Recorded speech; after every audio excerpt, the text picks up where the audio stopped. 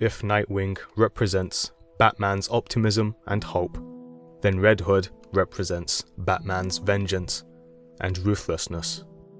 Two sides of the same coin.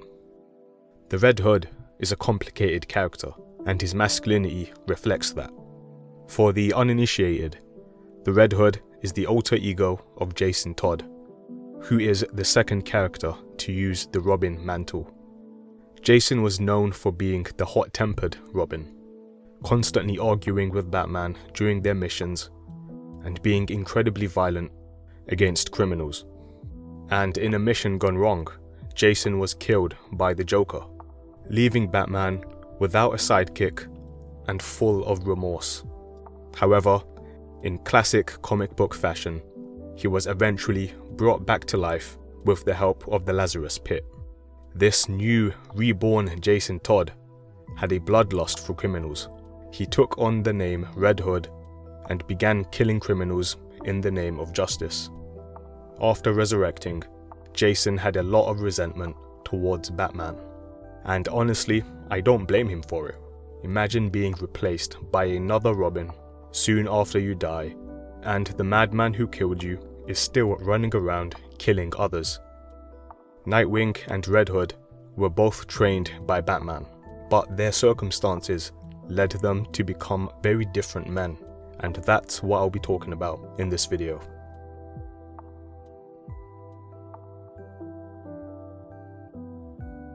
Before we continue, I just want to plug my channel.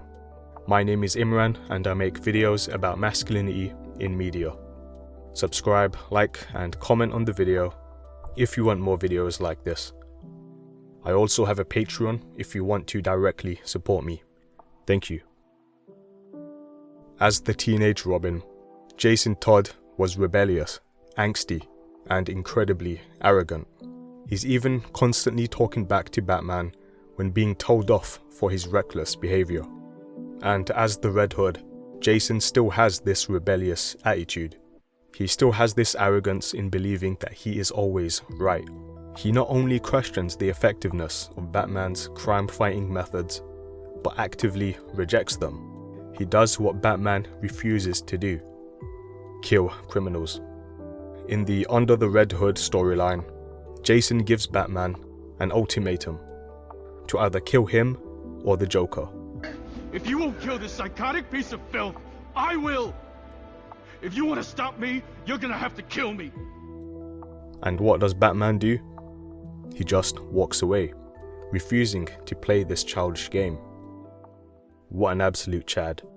Red Hood giving Batman an ultimatum shows that he is still just an angsty little boy. He needs affirmation from a man like Bruce. It's not enough for him to believe that killing criminals is morally just. He needs others to believe it too. This completely contrasts Batman, someone who truly believes in his principles. He refuses to kill criminals as it would make him no different than them. He doesn't need others to help cement this belief. This is a masculine trait, to have strong principles that you live your life by. Principles that cannot be easily shaken. You have these principles because you truly believe in the good in them.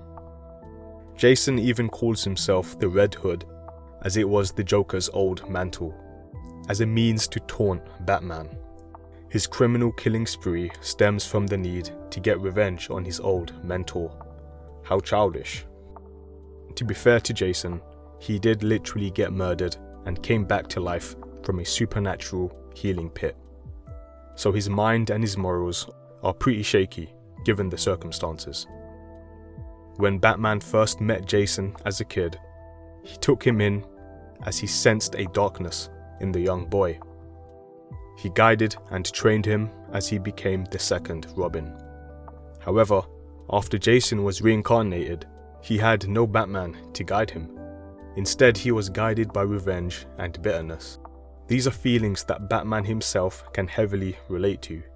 Early in Batman's crime-fighting career, he was motivated by vengeance. He fought criminals as a means to avenge his parents. Jason Todd is the Robin who represents this darkness that Batman has. Jason's trauma consumed him, making him the anti-hero known as the Red Hood. But unlike Batman, Jason became a killer because of how the world treated him. Contrasting this is Dick Grayson, the first Robin, better known as Nightwing, or as I like to call him, the GOAT. In my Nightwing and Masculinity video, I talk about how Nightwing is the hero Batman wishes he could be like.